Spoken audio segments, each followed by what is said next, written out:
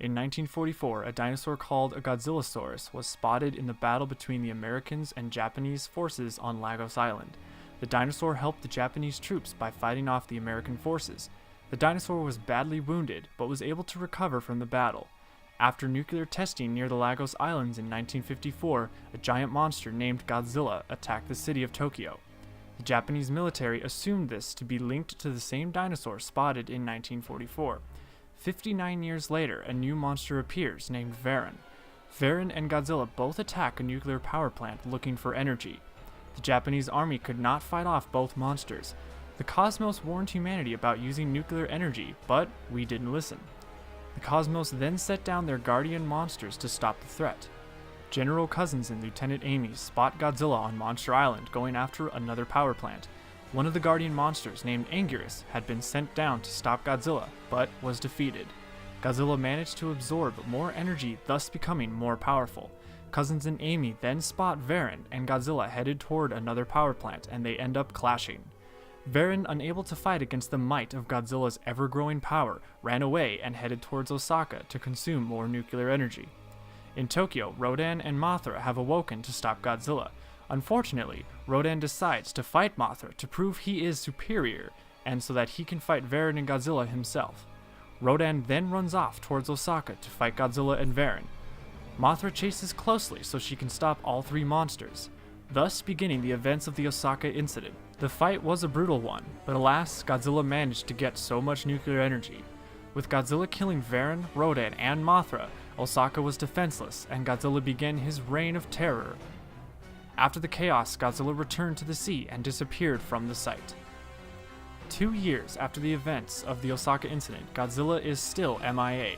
Back at the GDF headquarters, we see General Cousins and Lieutenant Amy discussing the weird appearances of crystals that are holding radiation. In space, we see a spaceship that is commanded by the Vortak Queen, Vorticia. She brings back to life an old foe Godzilla defeated, Space Godzilla. Godzilla then arrives at Nagasaki along with Space Godzilla. They fight, and Godzilla is underpowered to take on this newly powered Space Godzilla. Godzilla retreats back into the ocean. Space Godzilla then goes on a rampage, defeating all of the military thrown at him. Cousins and Amy witness the power of Space Godzilla. We then meet Steve Martin Jr., the son of the famous reporter who survived the attack of Godzilla in 1954. Martin Jr. survived the Osaka incident, and has also seen another Godzilla presumed to be Godzilla's son. With Godzilla Jr. on the scene, Cousins orders HMKG to be departed to take down the son of Godzilla. We then are introduced to the pilot of HMKG, Yuki.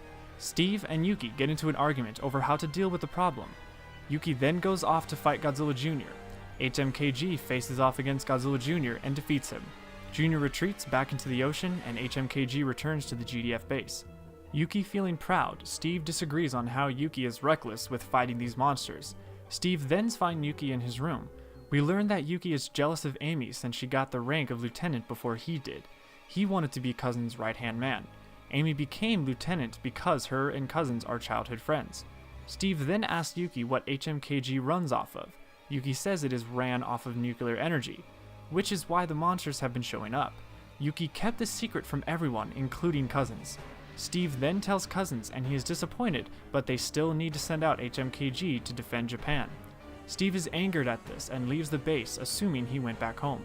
The next day, the GDF headquarters is on alert as Godzilla Jr. and Space Godzilla head towards the base and everyone is evacuated. Yuki gets sent out to fight the monsters. Godzilla Jr. finds Space Godzilla and they begin the final battle. Space Godzilla is too powerful against Jr. and almost kills him. Luckily, the first Godzilla appears to finish the fight he started and to save his son. Unfortunately, Godzilla is still not powerful enough to fight Space Godzilla and gets mortally wounded. HMKG arrives to fight and gets the jump on Space Godzilla. Even with all of HMKG's abilities, Space Godzilla fights back and destroys HMKG. Yuki, along with his crew, are presumed KIA. At this point, all seems lost, but with the combined power of Godzilla's power and HMKG's nuclear radiation, Godzilla Jr. absorbs the radiation and becomes even more powerful than his father. Jr. kills Space Godzilla with no hesitation. After the city is saved, Jr. looks down at his father as he gives one last roar to say goodbye. Jr. lets out a battle cry and then returns to the ocean, thus ending the return of Space Godzilla. This brings us to the third and final chapter of the Godzilla Kenshin era. With Godzilla Jr. MIA and Yuki assumed dead, Cousins and Amy are relocated to a new GDF base. The whereabouts of Steve Martin Jr. are unknown, and with a new threat arising and the Vortak Queen bound to return, will the Earth be safe from the wrath of the hybrid? Find out July 14th, 2018.